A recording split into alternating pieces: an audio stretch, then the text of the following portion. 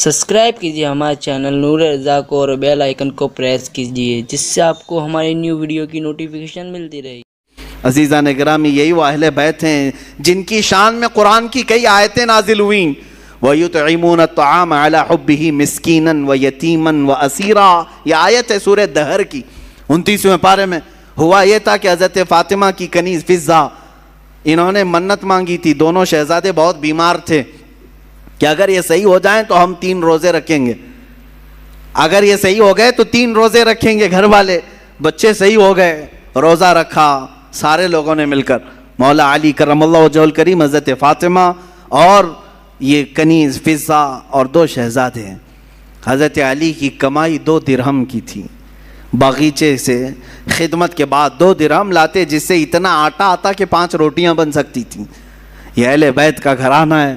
افطار میں روٹیاں بنی، شام کے وقت کسی فقیر نے آواز دی، ایک مسکین آیا، فقیر آیا، کہا میں نے سنا ہے کہ یہ رسول اللہ کے گھر والے ہیں، یہ اہل بیت ہیں، میں بہت بھوکا ہوں، مجھے کھلا دیا جائے۔ حضرت فاطمہ نے 5 روٹیاں اٹھا کر دی تھیں، پانی پی کر کے ان لوگوں نے افطار کیا، دوسرا بھی روزہ رکھا۔ دوسرے دن حضرت علی پھر آٹا لے آئے، 5 روٹیاں بنائیں۔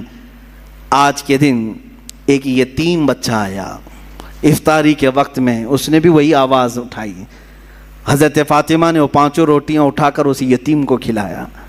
آج پھر پانی سے افطار کیا، تیسرا روزہ تھا۔ تیسرے روزے کے دن حضرت علی خود محنت کر کے اتنے پیسے لے آئے کہ پھر 5 روٹیاں بنی۔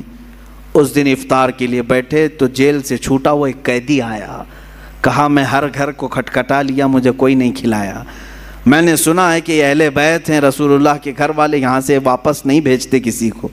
حضرت فاطمہ نے اس قیدی کو بھی 5 روٹیاں دی تھیں۔ تیسرا دن گزر گیا، پیٹ پیٹ سے لگ گیا، بھوک کی شدت ہے، بچے طاق میں بیٹھ گئے اور حضرت علی جھک گئے تھے۔ یہ شام کا وقت تھا، میرے آقا صلی اللہ تعالیٰ علیہ وسلم تشریف لائے، گھر میں آئے، پکارا کہاں ہیں؟ آواز کسی کی نہیں آ رہی تھی، سب ایک ایک کونوں میں بیٹھے ہوئے تھے۔ اللہ کے نبی صلی اللہ علیہ وسلم نے پکارا فاطمہ، وہ آئیں، پوچھا کیا ماجرا ہے؟ سنایا ایسے ایسے ہم نے منت مانگی تھی۔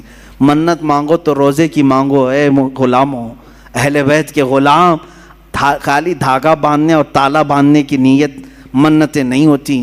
منت قرآن ختم کرنے کی بھی کرو، روزہ رکھنے کی بھی کرو، یہ اللہ کو راضی کرنے والی منتیں ہیں۔ بہرحال حضرت فاطمہ نے عرض کیا کہ ایسا ایسا حال ہوا ہے۔ اللہ کے نبی صلی اللہ تعالیٰ علیہ وسلم نے فرمایا ابھی ابھی مجھ پر آیت کریمہ نازل ہوئی۔ اللہ نے فرمایا وَيُطْعِمُونَ الطَّعَامَ عَلَى حُبِّهِ مِسْكِينًا وَيَتِيمًا وَأَسِيرًا، یہ وہ لوگ ہیں جو اللہ کی محبت میں کبھی مسکین کو کھلاتے ہیں، کبھی یتیم کو کھلاتے ہیں اور کبھی قیدی کو کھلاتے ہیں۔ آقا کونین صلی اللہ علیہ وسلم نے فرمایا بشارت ہو فاطمہ، تم امتحان میں کامیاب ہو گئی، نہ وہ مسکین تھا، نہ وہ یتیم تھا، نہ وہ قیدی تھا، ہر دن اللہ کا ایک فرشتہ آتا تھا جو اہل بیت کا امتحان لے رہا تھا کہ یہ کتنا عطا کر سکتے ہیں۔ تم امتحان میں کامیاب ہو گئے اور اس دن ان کے گھر میں جنت سے اللہ نے خوان نعمت اتارا۔ عزیزان گرامی، یہ اہل بیت کا گھرانہ ہے، ان کے پاس امتحان لیا بھی گیا تو وہ سب عطا کرتے رہے، ان کی شان ہی یہی ہے۔ الحمدللہ ہم نے بھی بہت سارے سادات اور مشائخ کو دیکھا ہے، وہ نوازنے والوں میں سے ہیں، عطا کرنے والوں میں سے ہیں۔ رسول پاک صلی اللہ تعالیٰ علیہ وسلم کی یہ صفات ان کے گھروں میں آج بھی پائی جاتی ہیں۔ اللہ ان کا سایہ ہمارے سروں پر دراز فرمائے۔